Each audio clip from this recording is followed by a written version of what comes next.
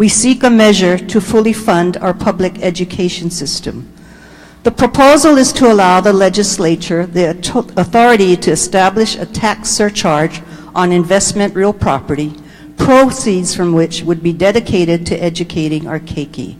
Step 1, as provided for in Senate Bill 2922, is to place a question on the ballot so that the voters can decide whether the legislature should be granted this authority. The bill as originally drafted elicited a good deal of testimony that in some ways may have detracted from the primary goal of funding our schools. Testifiers debated property values at which the surcharge would be applied and several other matters. While the House removed that specific language, the public should be assured that the Senate has no intention of taxing the homes you live in, that is, homes for which resident owners receive a homeowner's exemption. The public should further be assured that the Senate has no intention of approving any surcharge on investment properties valued at less than $1 million. And further, no consideration has ever been given to a surcharge on commercial properties. The intent is and always has been to focus on residential properties. However, House amendments to the bill have simplified the issue in my perspective. The bill now proposes the ballot question: shall the legislature be authorized to establish, as provided by law, a surcharge on investment real property to be used to support public education? Should the voters pass this Con-Am, we will have to come back in next year's session to pass a bill that would put the parameters of exactly who we are taxing and what amount we are taxing in the bill. So we will have another go at this. I urge your support for Senate Bill 2922 SD1 HD1 so that we may move forward decisively on this critical matter to provide for our keiki's education. Mahalo. Thank you. Further discussion, Senator Revere. Thank you, Mr. President. I rise in opposition. Please proceed. Thank you. While I may be the only person in opposition on the floor today, I want to take a moment to express my severe concerns with this project. I think it is a very creative idea. I applaud the HSTA for looking for ways to find additional funding for education, and I absolutely admire their creativity. However, this is bad policy. It's bad policy because for years we have this tug-of-war between the state and the counties over funding. We've allotted property taxes as the vehicle that the counties shall use to pay for fire, police, emergency parks, and everything else, repaving their city roads, among other things. So the property tax is something that we have specifically given the counties. We use other taxes, such as the general excise tax, the TAT we control, and so the effect of putting an overlay on top of county property taxing authority will then inhibit its ability, the county's ability, to raise funds as they see fit and as they need. Therefore, they will be back to the legislature to ask for ever more parts of the TAT. So we have this convoluted tax process where we're taking some from here and we're giving some there. I would note that in California there was a measure to approve the state lottery many years ago, and the basis was we shall create a state lottery to fund education. No sooner did that happen that the state money started rolling in than the local authorities ceased to fund at the same rate that they were doing. So therefore, there was no net gain in the end. It was just shifting it around because money, as we all know in government, is fungible. So if we create a special fund through property tax that clamps the city's ability to raise its monies, and we put it into that fund, I guarantee this membership will then fund less of the general funds on the back end because all the other priorities are going to be calling out for demand. So what we'll do then is we're going to create more taxes but not actually address the problem that we're trying to address. No funds are ever safe from this, from ourselves, right? We raid funds and special funds all the time. 43% of Hawaii households rent the home that they live in. 43% of families are trying to make a living here. So now we're going to we're going to tax investment properties. Who pays that property tax? Is it the owner of that property? We've got to soak it to the rich guys that own these houses? No, it's the renters who are then going to be faced with $200 or $300 or $400, however the structure is set, each month additionally. So while we then are supporting a part of our population, we're now hurting many, many others. And we can say that this is only going to be for those rich guys, but I challenge somebody to point out to me where a tax has not grown and expanded. We created the conveyance tax to pay for the Bureau of Conveyances. Next thing, we used it to fund natural area reserves, which was a creative idea, and it was a good idea. We used that money to fund the legacy lands. We used that money for rapid rehousing or the affordable housing. So those are all great concepts, just as this is a great concept. But the monies now for the natural area reserves are general funded, and that money is still getting scooped out of the conveyance tax. We had measures on the floor this year to increase the conveyance tax. So the conveyance tax has now become this cash cow because we're going to soak it to those rich guys again. But the repercussions come down to the regular people and the average people and the people that are just trying to survive. While this Senate does have no, I believe this Senate presently has no intention of taxing owner-occupant houses and taxing affordable rental housing. I believe that to be the case now. There is nothing that would prevent us from doing that in the future when times are tight and we've got to pay for other priorities. So the tax will expand, renters will suffer, no funds are safe, the money will be cut on the back end on the general funds, the counties are impeded, and so then you say, well, Senator, what are your solutions? I have spoken before. My wife is a teacher, and she has taught a few years in the public education system, and she has taught in private schools. My sister works in California for the public schools. So I'm invested in education. My kids are at Waialua High School or have graduated from Waialua High School. I'm not shirking my responsibility. I'm calling on us, if we are serious about education, to make education that priority. Teachers are paid through collective bargaining. We don't set the pay for teachers. Construction is handled through the Department of Education. CIP projects, we spend lots of money to fix things that are often neglected for far too long. So we have some structural problems that we need to address. Throwing presumably more money at it, which will in effect be cut on the back end, may look nice and may sound nice, and because I support quality education as much as everybody else.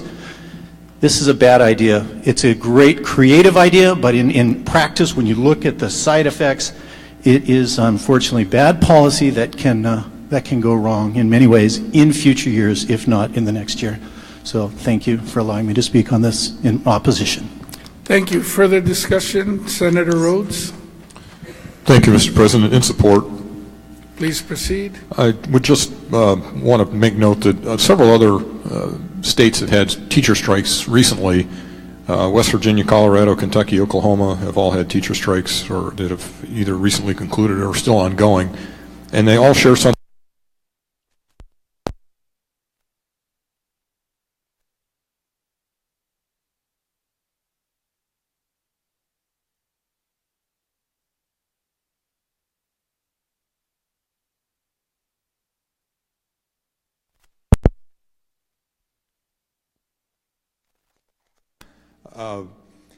I don't think this is we have hundreds of vacancies in the DOE every year. A big part of it is we're just not paying our teachers enough, and I don't see how we can go forward and try to have a good education system if we don't have the most fundamental component of an education system, which is good teachers. I would also just briefly address the tax issue. There were people back in 2005, who wanted to use the GET surcharge to go for education instead of for transportation, instead of for rail or for transportation, which was the offer to the other counties other than Honolulu. We didn't end up going that route, but the legislature has been more than willing and bent over backwards to help the counties with their transportation needs. I suppose you could argue that maybe we should have all just stayed in our own lanes and let the counties pay for rail with real estate property tax increases, but that's not where we're at right now, and I think that sort of cross-matching tax policy is maybe a little confusing, but unfortunately I think it's a necessity at this point. So with my support, mahalo. Thank you. Further discussion, Senator Inouye. Thank you, Mr. President. I rise in support of SB 2922, House Draft 1. Please proceed. Mr. President, I ask that the comments by the Senator of Mililani be entered into the journal as if it was mine as well. It's just about time that we have a dedicated funding for education and for our teachers and our students. Mahalo. Thank you. So ordered. Further discussion, Senator Ruderman. Thank you, Mr. President. I rise in support. Please proceed. As has been mentioned, teachers nationwide are demanding fair pay, and I think it's about time. I'm so pleased to see them be successful in other states. As has also been mentioned, adjusted for cost of living, Hawaii has the lowest paid teachers in the nation. Nationwide, we can see what the lack of quality education does to an electorate. It ends up with people with disbelief in basic science, inability to think logically, and sloganism replaces actual logical discourse. I think that doing nothing in the face of our teacher crisis or doing the same ineffective things is not an option. We're losing teachers at a rate that no other state sees. I myself am agnostic as to which mechanism we use, but we need to fix this problem. Teachers are not just any other category of workers, but they are crucial to our keiki and our society like no other category of workers. And I applaud the Education Chair and all who support this for her bold commitment to trying something new and supporting our teachers. Thank you. Thank you. Further discussion, Senator Sparrow. Thank you, Mr. President. Colleagues, I'd like to rise in support of this measure. Please proceed. And I promise I won't speak as long as I spoke last week on this. But let me make it clear, and I think we all know that this is a vote that we're going to be putting to the people. And as I said last week, this is probably one of the most important measures, the top three that we're going to be addressing today. It's about the education of our students. How are we going to fund our educational system? And obviously, there is so much at stake here when it comes to teachers' pay, new facilities, technology, equipment. If we can get the voters to support this, then next year is going to be the big major discussion by everyone, all the stakeholders involved, on what is the best way to fund our education system. To date, it's been hit and miss. We've been given when we can, but it hasn't been constant, it hasn't been dedicated, and this is the opportunity now, colleagues, to support education and those teachers and the students and the administrators that need our assistance. Thank you. Thank you. Further discussion, Senator Gabbard. Mr. President, support. Please proceed. As a former high school teacher in American Samoa and a former substitute teacher at Kapolei High School and the middle school out there, I get it. And we've been talking about this issue for so many years. And again, I would applaud the creativity of the concept of what we're trying to do here. But in fact, I agree with what they're doing in Finland. We should be paying our teachers on the same level as what we are paying our doctors and our lawyers. When we get serious about taking care of this very important institution that are educating our keiki, that's what we should be looking at. So like the senator from EVA, I agree what's going to happen between now, if we pass this out today, there's going to be a very good conversation about this, a two-part conversation between now and the election, and then if it passes in the election in November, then we'll have another conversation in terms of next legislative session. So I urge you all to vote up on this. Thank you. Thank you. Further discussion, Senator Shimabukuro. Thank you, Mr. President. I rise in support. Please proceed. I just wanted to address the senator from North Shore, which I think was excellent and very valid points that he raised. But I wanted to say that, in my district, the vast majority of rentals that are occupied by working class are definitely worth less than $1 million. So I think if we craft it to specifically target luxury homes, maybe the price, maybe it could even be $2 million or more, and exempt multifamily homes. to make sure that we're really looking at these luxury homes that are used by maybe for vacation rentals or and that kind of thing by people who are foreign investors and beachfront properties. I think then we will hopefully avoid hurting the renters. So thank you. Thank you. Further discussion, Senator Green? Thank you, Mr. President. Strong support.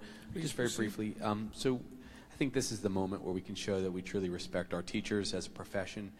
I went to public school. My father was a public school teacher, and all of my in-laws are school teachers. I think that if we don't start really stepping up for education, we will never show that we truly support expanding the opportunities for our children to move up through the middle class and have greater opportunities. So I'm surprised that we haven't done this before, but I'm honored we're doing it today. Thank you. Further discussion, Senator Kim? Thank you, Mr. President. I rise in support. Please proceed. Thank you. I also am a proud graduate of the public school system, and if not for public schools, I don't know if I'd be sitting in this seat here today. But I also, in 2012, got certified as a substitute teacher. I understand how hard it is to be a teacher, but it's also so very much rewarding to be able to frame and develop young people's minds. I think is something that we need to reward our teachers for, and our teaching profession should be respected, and they should be making $150,000 or more a year. That's the kind of profession, and that's how important our teachers are, and it's about time that we start to look at that. I feel that we in the legislature should be funding them, and if we're not, then we need to find other ways, and this is a creative way. But just to emphasize that it is the voters that will decide. It's the renters and the voters and everyone else will have that opportunity to make that decision, and that is our democracy in progress. And so I support the measure and urge my colleagues to do the same. Mahalo. Thank you. Further discussion, Senator Nishihara? Thank you. As a former educator and school administrator, Senator Nishihara? I rise in support Please of proceed. the measure. You know, there have been many polls taken of the public's view about supporting education. And as we know, polls come and go. But this is a measure that will actually be put before the public that really comes to putting where your economic sense is and your support for education. So they have an opportunity to show that more than just a poll, there is real teeth behind this. And I think having that support going forward, assuming we get the necessary votes to make it go, that it's time that we can maybe make an impact for public education in the state of Hawaii. On that, I will be voting in favor of the motion. Thank you. Thank you. Further discussion, Senator Tokuda? Thank you, Mr. President. I rise in strong support. Please proceed. And I know that many things have been said on this floor in support of this measure. And definitely as a proud public school graduate of Castle High School and the proud mother of 2 little boys who will be part of the class of 2026 of Castle High School in 2028, third generation proud knights, definitely I am in support of a measure that will put more resources towards our public schools. But I also definitely want to add that I think as a legislature, we've been doing things every single day that will also support education, which is something that we have to do in parallel. So I want to also thank our Ways and Means Committee and our chair for taking steps already to make sure that base funding, something I know that is not easy to do, already continues to rise the tide, which is essential and not easy.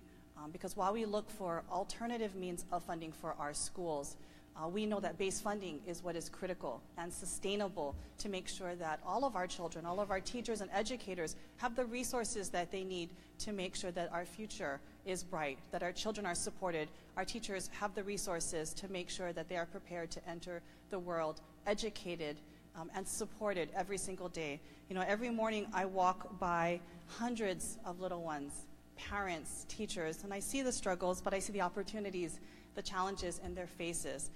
So this is really an opportunity that we present to our voters, a real challenge to be able to say yes or no on that ballot, but really something that we're looking at to be able to supplement the resources that we're providing.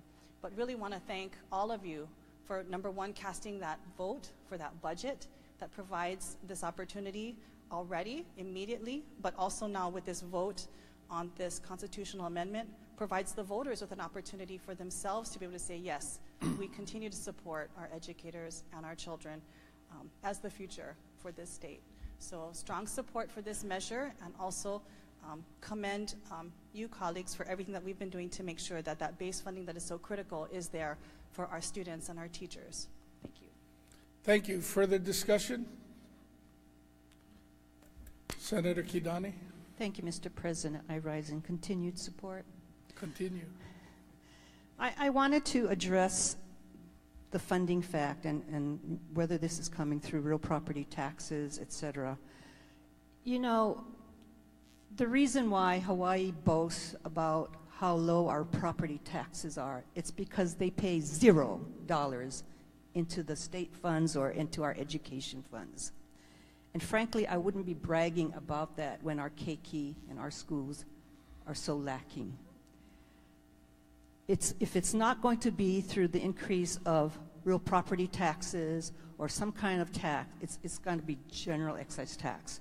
Do we continue to raise that, or do we cut somewhere? Do we cut from our Department of Human Services, who takes the biggest bite out of the state's budget, mainly because a lot of our kupunas are living longer, and we price them dearly, so we pay for kupuna programs. Are we going to now pit our kupuna against our keiki? I think not. I think we have to stand up and look at this. Do we want to educate our keiki to the best of our ability? So please consider that when you vote, and let's pass this Con-Am today. Aloha. Thank you. Further discussion? If not, my wife was a member of HSTA, a teacher for nearly 20 years, but I'm not going to ask for a ruling on a conflict, as she is in year 15 of what was intended to be a one-year sabbatical and not employed by HSTA at this particular time. I know that we've heard a lot of testimony, especially in support, and the normally non-biased press appears to have weighed in with their red attire as well this morning. If there's no further discussion, do we have unanimous consent? One no vote for Senator Riviere. Do we have any reservations? 23 ayes, 1 no. Thank you. Senate Bill 2922, House Draft 1, passes final reading.